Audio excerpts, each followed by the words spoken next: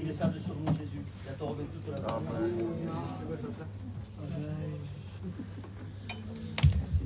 Gloire au Seigneur.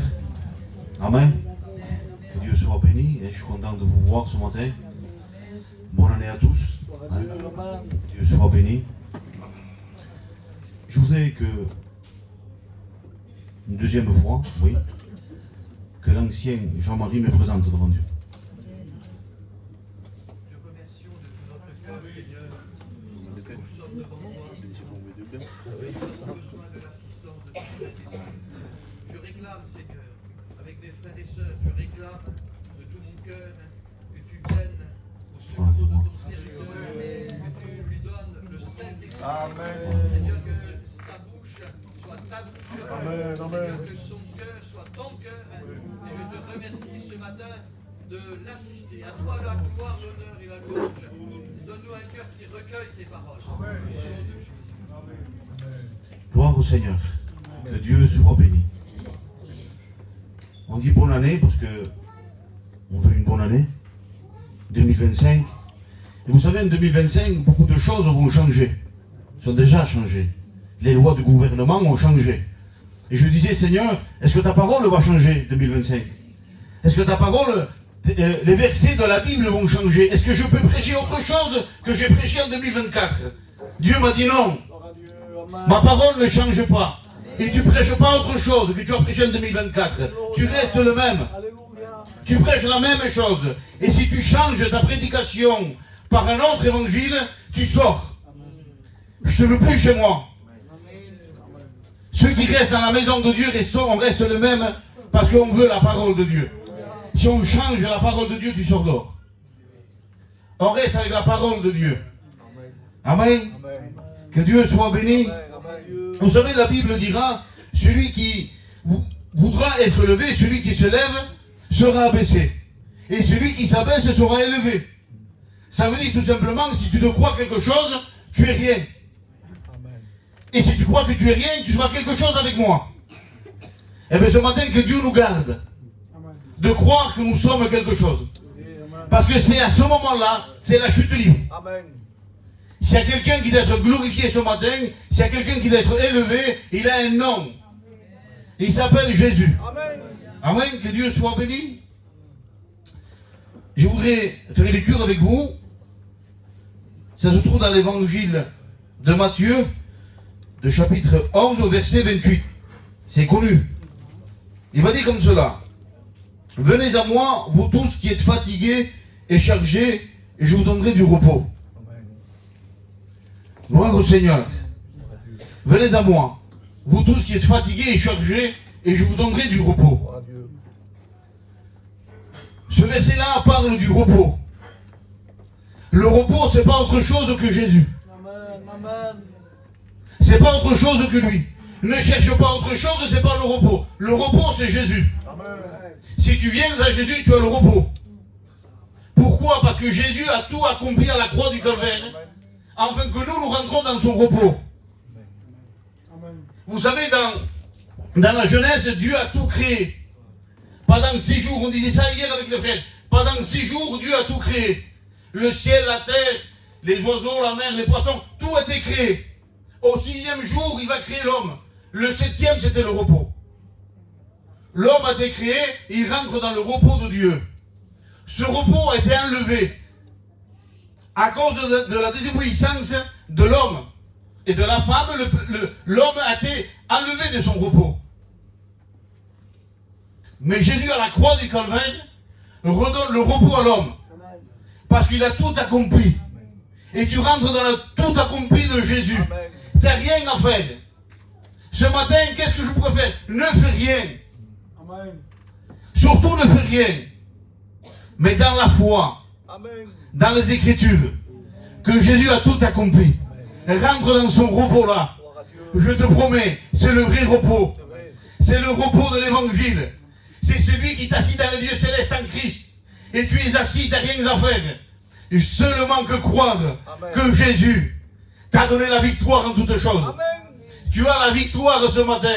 Mais j'ai rien fait, j'ai pas prié, j'ai pas lu, et j'ai péché. Tu as la victoire. Parce que Jésus a acquis à la croix du Calvaire la victoire pour son Église. Et ce matin, je me réjouis d'une seule chose, de la victoire de Jésus.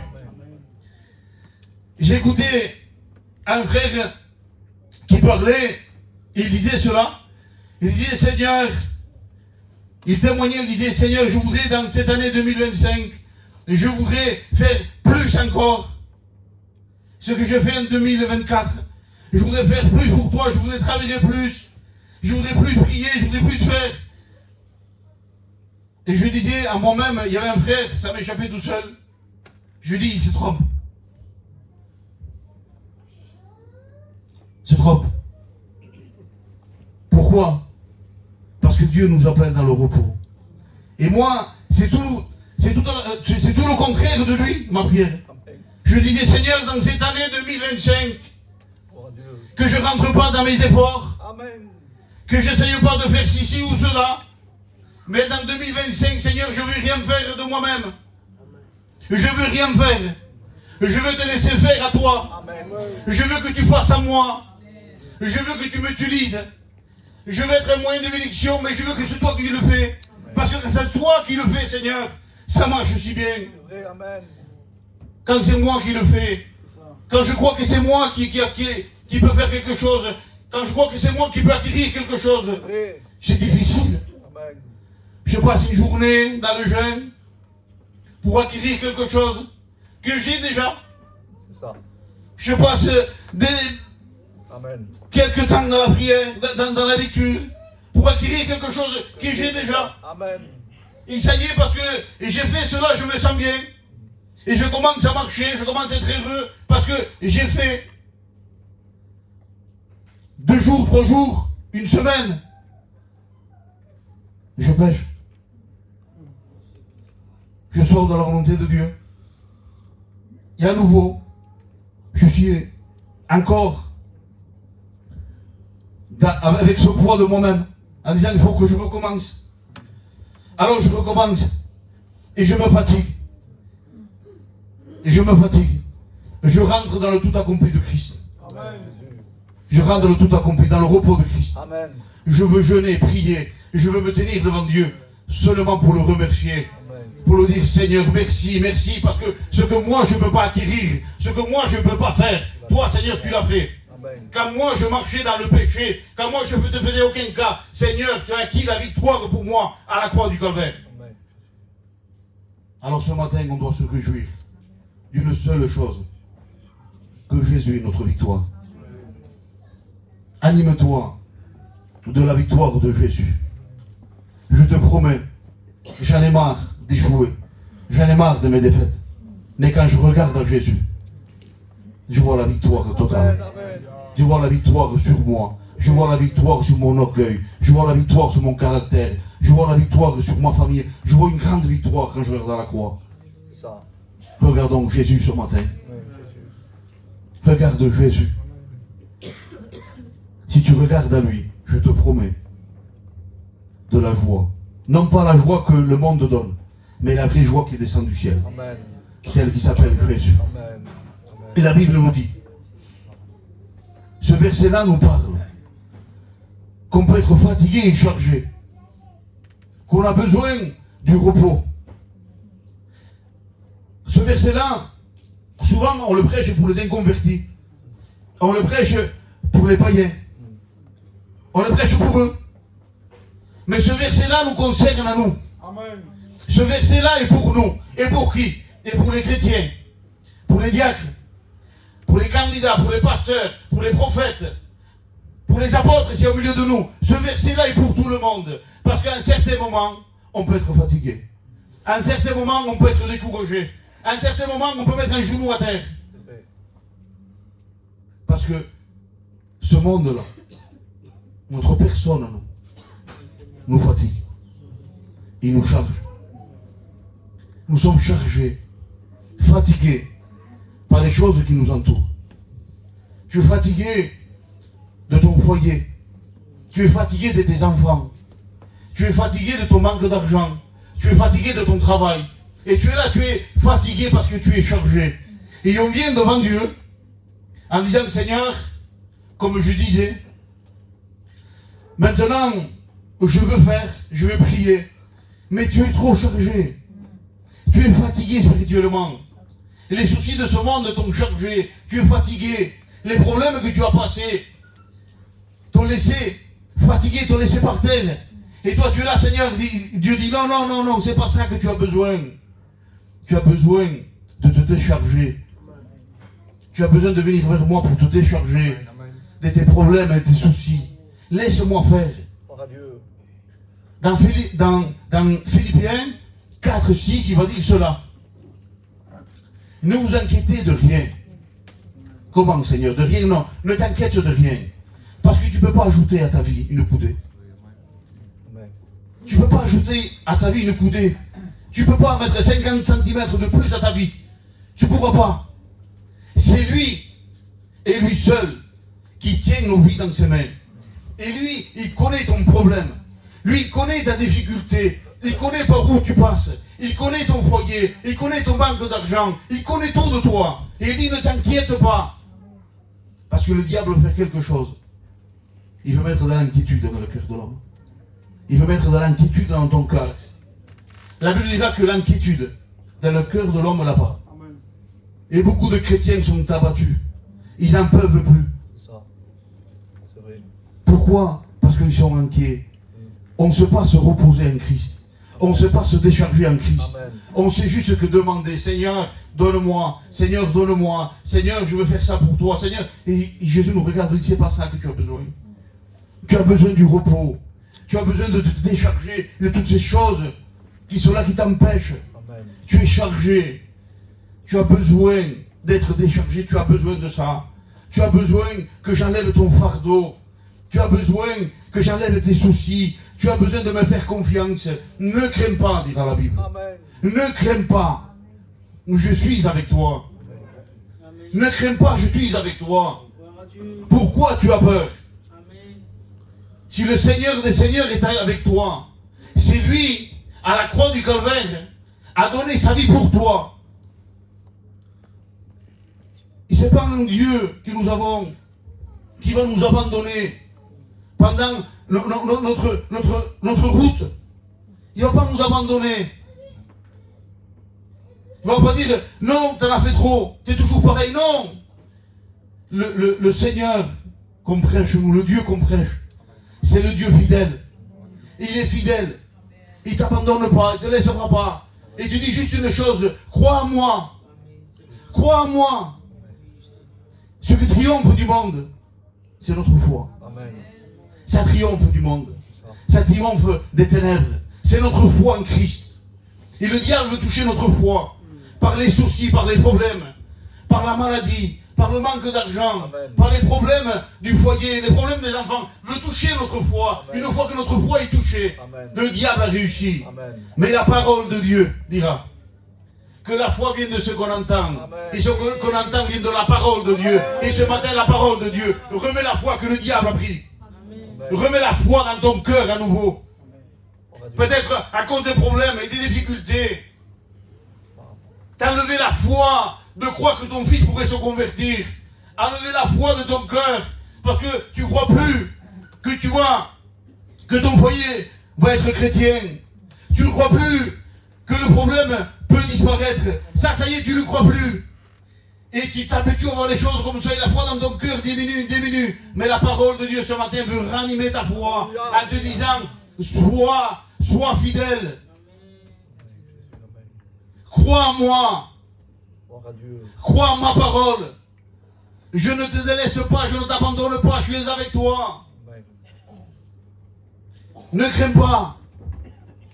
J'ai ça dans mon cœur à dire à l'église d'Arles. J'ai ça dans mon cœur que Jésus, c'est lui qui mène. C'est lui qui mène le bateau. Le patron de l'église, c'est Jésus. Le patron de l'église, c'est Jésus. Amen. Et lui, il n'abandonne pas. Lui, il a tout vaincu à la croix du Calvaire. Et lui, il t'amènera au ciel. Amen. C'est lui qui va le faire. Parce que nous avons un Dieu fidèle. Crois en Jésus. Crois en Jésus, crois en la parole. Tu verras ta vie.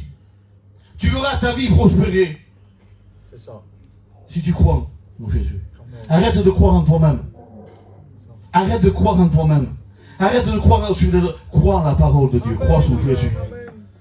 Je te promets une vie dans le repos. Parce que tu vas faire confiance. La Bible dit un cheveu ne tombe pas à terre sans sa volonté. On a besoin, Seigneur. Un cheveu ne tombe pas à terre sans volonté. On a besoin. Qu'est-ce que tu veux faire? Qu'est-ce que tu veux que je fasse moi ce matin? Que dit le Seigneur? Tu sais tout d'avance. C'est vrai, Amen. Pierre l'avait compris, Seigneur, tu le sais. Pierre le sait, il dit Seigneur, tu le sais. Tu le sais toi. Tu sais tout d'avance. Il sait tout. Faisons confiance en Jésus. Je vous promets qu'on décolle. Si on fait confiance en Jésus, on décolle. Amen. Si on se regarde en nous, on ne décollera pas. On va s'enfoncer de plus en plus. C'est vrai. Je vais tendre la main à mon frère et on va s'enfoncer tous les deux. Mais si Jésus, Gloire à Dieu. nous prenons la main de Jésus, Amen. c'est toute l'église qui va vous laisser toute l'église. Parce que Jésus a la puissance, l'autorité. Jésus a l'amour nécessaire pour bénir nos vies ce matin. Amen, Amen, Jésus. Et la Bible nous dit qu'il y avait un homme, Jean le Baptiste. Cet homme-là, c'est un homme exceptionnel de la parole. C'est celui qui va présenter Jésus. C'est lui qui présente Jésus. C'est lui qui va dire, voici l'agneau de Dieu qui ôte le péché du monde. Il dit, c'est celui qui m'a envoyé baptiser, il m'a dit, c'était le Fils de Dieu. C'est Jean qui va le dire. Dans l'évangile de Jean au chapitre 13, il va le dire. Il m'a dit que lui va baptiser de feu, dit. Et tu verras, dit, la colombe descend sur lui. Et c'est lui, dit, c'est lui le Fils de Dieu. Il est formel. Il croit que c'est le Fils de Dieu. Amen. Il a la révélation qu'il est le Fils de Dieu. Le présent, c'est voici l'agneau de Dieu qui ôte le péché du monde. Il est avec lui, il parle avec lui, il touche Jésus. Pour vous dire qu'on peut être un homme exceptionnel, une femme exceptionnelle. Mais cet homme-là, que la Bible dit, comme lui, il n'y avait pas plus grand. C'est Jésus qui témoigne de lui. Il va dire, homme comme Jean, disait, il n'y en a pas, disait, et il n'y en aura pas. C'est homme né de la femme, disait, comme lui, il n'y a pas. Il disait, aucun prophète n'est pas plus grand. C'est lui le plus grand de tous les prophètes. Plus qu'Élie, plus qu'Élisée, tous les prophètes, c'est lui le plus grand de tout l'Ancien Testament. Il n'a pas fait un miracle. Il n'a pas fait un miracle. Il prêchait. Il disait, c'est lui le plus grand. Quel témoignage qu'il avait. Qu'il est l'homme de Dieu. La Bible dit qu'à un certain moment, à cause d'un roi qui lui prêchait la vérité, le roi va le mettre, c'est le roi Hérode, il va le mettre en prison. Et la Bible dit qu'on ne sait pas le temps qui est passé. Je ne sais pas. Des semaines, des mois, on ne sait pas. Mais il a passé un temps en prison. Celui qui disait, c'est l'agneau de Dieu qui ôte le péché du monde, c'est le Fils de Dieu. Celui qui était formel, après un temps en prison, il a dit, allez voir. Il appelle ses disciples et dit, allez voir et demandez si c'est lui ou nous devons entendre un autre. Et là, moi je dis, qu'est-ce qui s'est passé, Jean? C'était formel. T'avais dit, toi, c'était l'agneau de Dieu. T'as dit que c'était le Fils de Dieu. C'est toi-même qui l'as dit de ta bouche. Et maintenant, tu crois plus?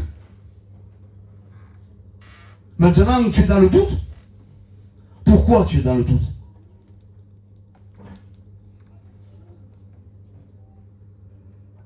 Je vous promets qu'il y a beaucoup de frères et de sœurs qui sont dans des prisons spirituelles. C'est vrai. Ils n'arrivent plus à en sortir. Amen. Et dans cette prison spirituelle, Amen. ce que tu voyais blanc, tu le vois gris. Ce que tu voyais clair, tu avais une bonne vision, ta vision a diminué. Et tu ne vois plus les choses comme avant. Tu ne vois plus Jésus comme ce sauveur tout-puissant qui peut faire toutes choses. Sa vision de Jean le Baptiste avait diminué. Dites-lui si c'est lui ou pas. Il était en prison. Il y a des frères et des sœurs ce matin qui sont en prison. Des prisons spirituelles qui n'arrivent pas à s'en sortir. Parce qu'ils croient qu'il y a quelque chose que c'est pas vrai. Je vous dis ce qu'il y a dans mon cœur. Amen. Amen. Tu crois même que tu es plus l'enfant de Dieu. Tu dis, moi, je ne suis pas un chrétien. Moi, je ne suis pas une chrétienne. Et tu commences à le croire. Ça y est, tu es pris dans cette prison spirituelle. Et tu ne peux plus sortir. Tu crois même, Mon Dieu. je le dis, tu crois même que tu es possédé. Et tu es en train de souffrir à cause de ça. Tu dis, comment je ferai pour m'en sortir? Comment je ferai? Et tu as peur. Tu es rentré dans une prison spirituelle. Tout cela, c'est un mensonge diabolique. Tout cela vient du diable. Tout cela, c'est pas vrai. Ces informations-là sont pas bonnes.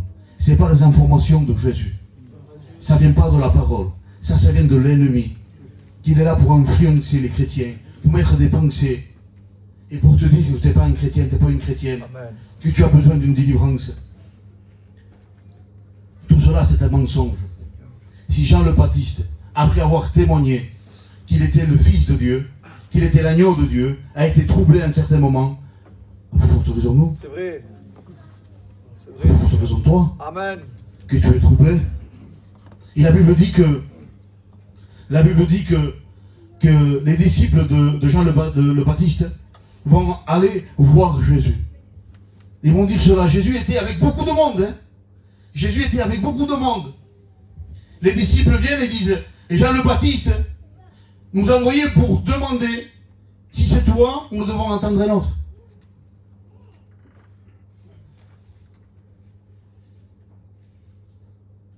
Cela ne fait pas du bien à Jésus. Je vous promets. Cette question que les disciples de Jean posent à Jésus, cela touche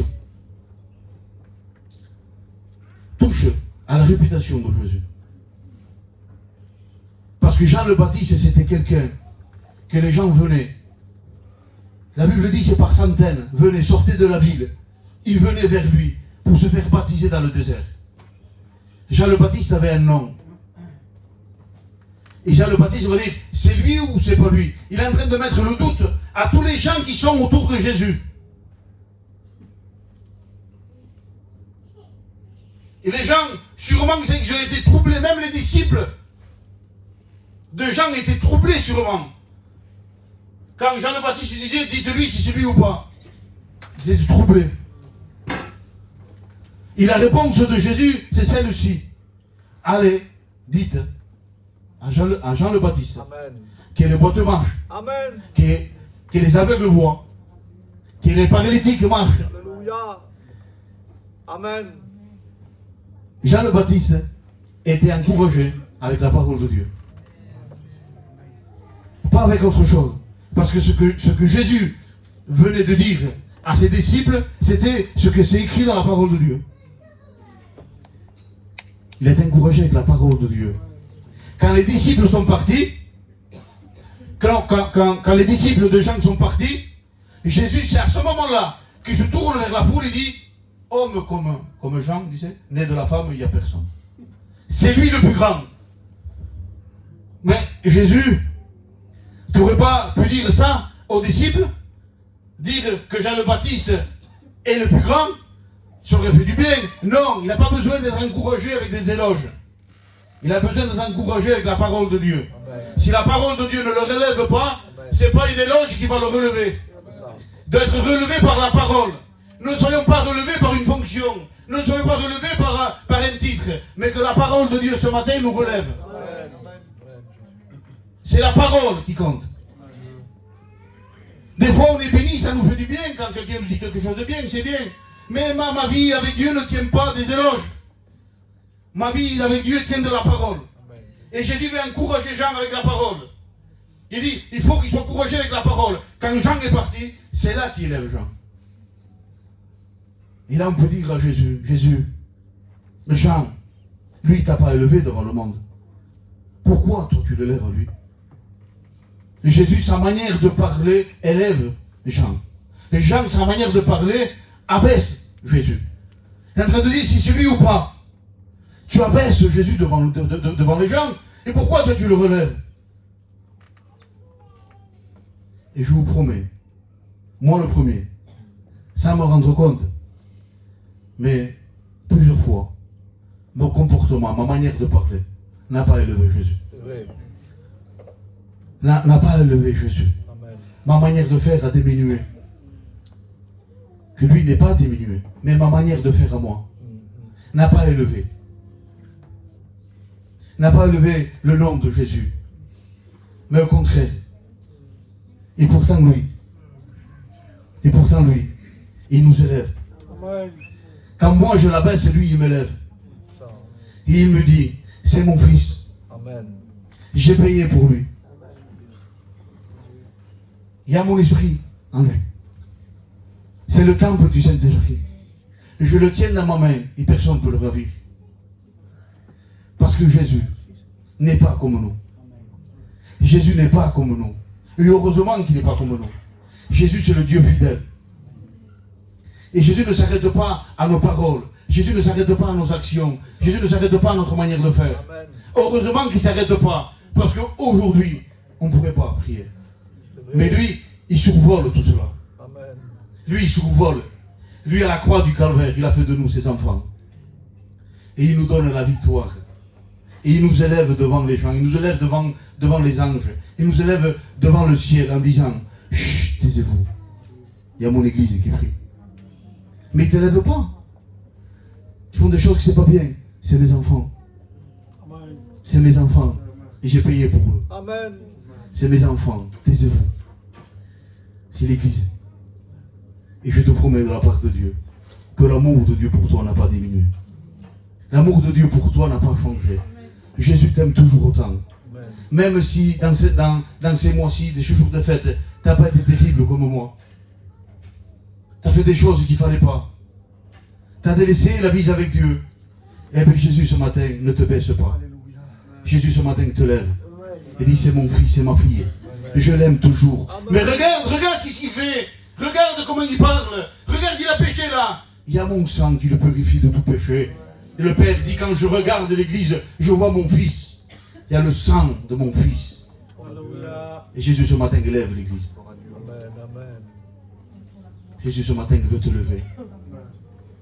Il va dire, homme, comme Jean le Baptiste disait, né de la femme, il n'y a pas plus grand. Mais il disait, mais le plus petit dans le royaume de Dieu, il disait plus grand que Jean le Baptiste. C'est qui? C'est qui le plus petit dans le royaume de Dieu? C'est qui? Qui est plus grand? C'est nous.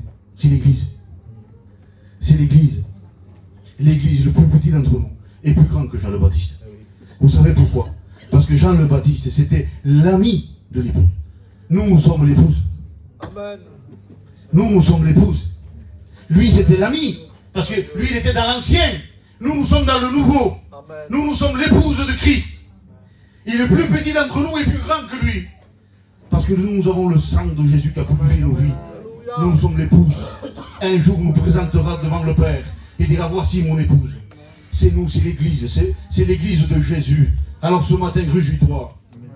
Ce matin, réjouis-toi. Tu es dans un problème, tu es dans une difficulté, tu as besoin de repos, c'est Jésus. Tu es dans une prison spirituelle, Jésus t'en sort ce matin. Parce qu'il est en train de te le dire. Personne ne m'a rien dit, mais la parole de Dieu, l'Esprit de Dieu te dit ce matin, ne crois plus à ces mensonges. Ne crois plus à cela. La parole de Dieu veut t'encourager. Si ce n'est pas la parole de Dieu qui nous ramène à Jésus, il n'y a rien qui nous ramènera. Ça va être tout faux, c'est pas vrai.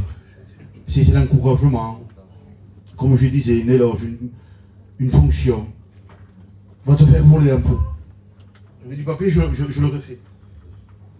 Bien. Tant que moi, je le maintiens, on dirait qu'il vole. Dès que je le lâche, il va tomber. Si c'est la fonction dans une église, parfois c'est ça. Un titre, parfois c'est ça. C'est le titre, c'est la fonction, c'est les éloges qui nous fait maintenir. T'enlèves ça pas, mais ton par terre. Parce que sa vie n'est pas bâtie sur la parole. Je veux rien qu'autre chose que la parole de Dieu me maintienne. Amen. Et je ne veux pas autre chose. Que la parole de Dieu est sûre. La parole de Dieu est vraie. Et je veux que ce soit que Jésus, lui seul, qui règne dans ma vie. Parce que lui, il est fidèle. Gloire au Seigneur. Que Dieu soit béni. Amen. Je crois que je commençais à moins 4, il est bien. Ça fait 35 minutes, je crois, qu'on prie, non? C'est ça? Je crois qu'on va prier le Seigneur. Amen. On prie.